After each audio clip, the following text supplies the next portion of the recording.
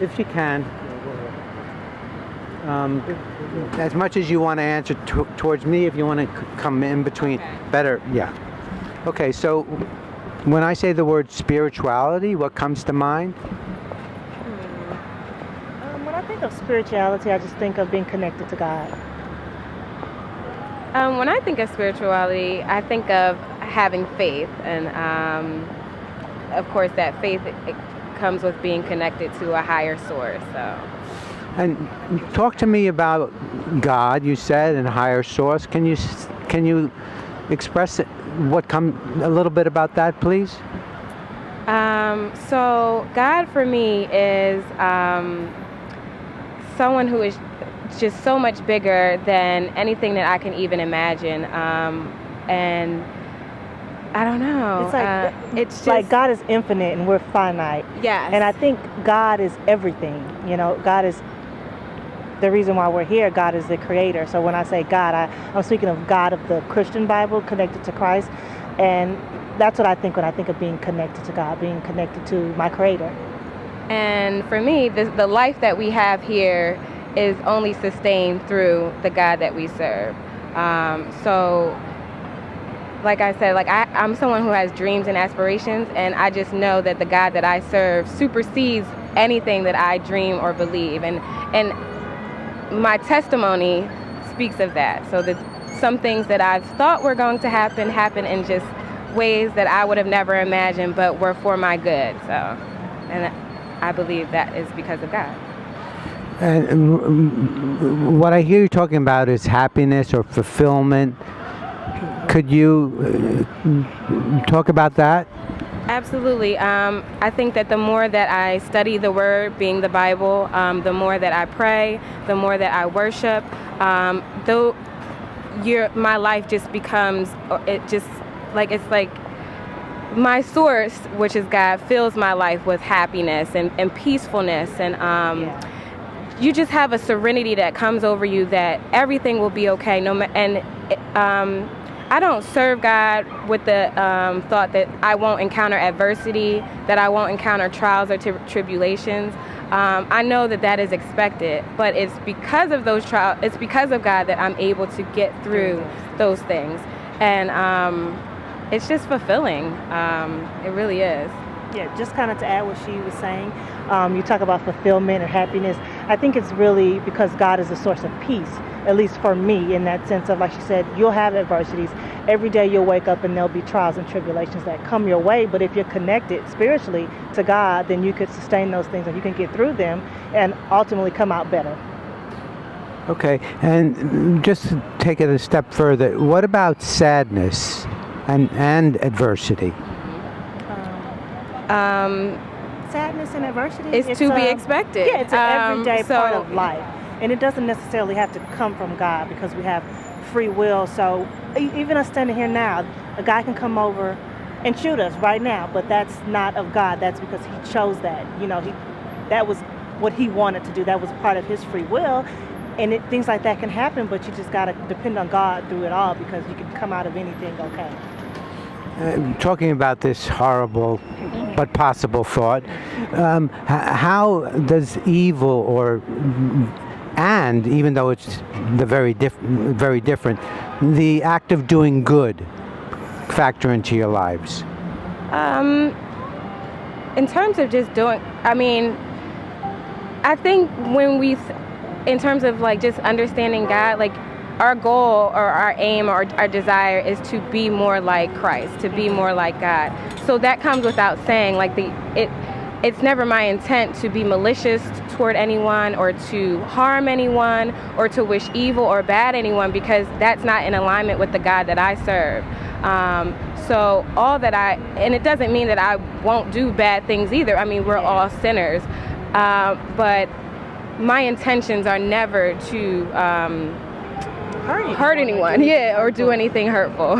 Yeah, when I think of doing good versus evil, you know, God is love. So if I want to be more like God, I need to give what he has given me, which is love. And I strive to love other people compassionately through, in every way, you know, volunteering, offering a simple, kind word. But at the same time, like she says, we are human and everybody is a sinner. So I may be having a bad day and I may do something that's not so nice to somebody else and makes them not feel so nice, but that's just a part of life.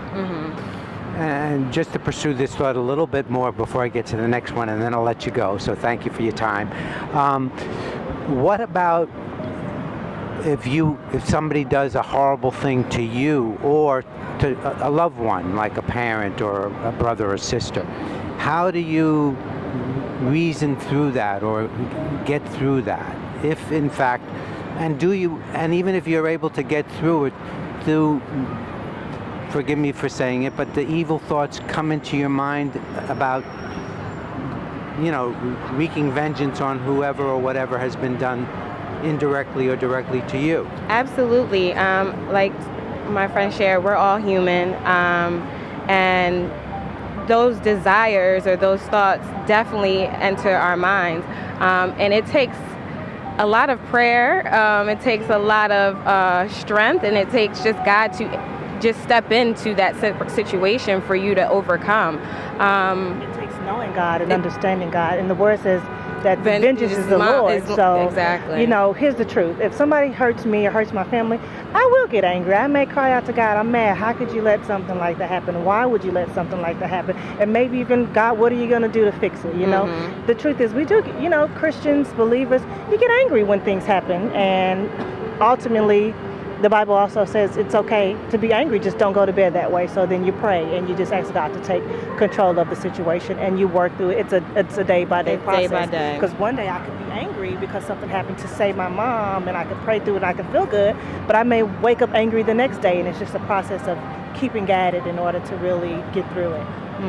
Okay, and lastly, related to what I introduced when I first accosted you, if there was a website where you could gain insight into just about anything you're going through in life, good, bad, or indifferent, and also the same place you could diarize what you're going through, share with others your successes, your failures, different from Facebook, but to a certain degree the same thing, and also a place where you could share both anonymously or not only what you're going through, but find out what others are going through given a similar fate.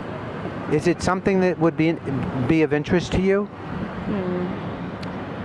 I actually don't know, and I only say that just because I think it's important to hear other people's testimonies and to be able to read other testimonies, but I also feel like the Bible is where I'm automatically going to turn to for a word or for upliftment, or I'm going to turn to prayer first. I'm not saying that that's not a resource that I wouldn't use, but I just know that I can find everything that I need for any situation in the Word, which for me is the Bible. So I'm gonna have to agree and disagree just a tad, because I think something like that could be good for somebody that's looking for something spiritually in some way to connect. But I think the way the world is created now, we're created to be separate from each other. And I think that would be a good thing for you could go and you can find something to help you, but it has to be something more behind it. It has to come offline and offer also a place for people to physically connect and learn spiritually as well. So if you could combine those two, that would be great. But then that would essentially be like going to church or going to a temple or wherever your place of worship is. Okay, but just to follow up on what you were saying, which is that you find that you can find fulfillment and understanding through the Word. In terms of the Word or your priest or whoever it is that you're asking for help regarding a given situation, whether it's on your own or through somebody's guidance, it's possible, I'm assuming, that maybe it's just not quite right on, even though it's related to what you're seeking. If related to your religion and the Bible, you could get a different but related understanding of these same concerns at the same site. So it's not like getting an Islamic or Jewish point of view but a Christian point of view, is it something that you think you might want to access? I would want to access it, but it probably just wouldn't be the first thing that I access. And the only reason why I say that is because sometimes noise, being a lot of testimony or a lot of advice or a lot of sharing, can do damage. It can just clutter you even more. So that's why I said it probably wouldn't be my first go-to, just because I know for me, it's easy for a lot of noise to seep in and me just not even know how to resolve the situation, which is why I said I would go to the word or prayer first. So. Okay, well, thanks very much. You've been terrific. Have a great day, and God bless. Thank you. Do you guys have a card or anything? Is there any way I don't.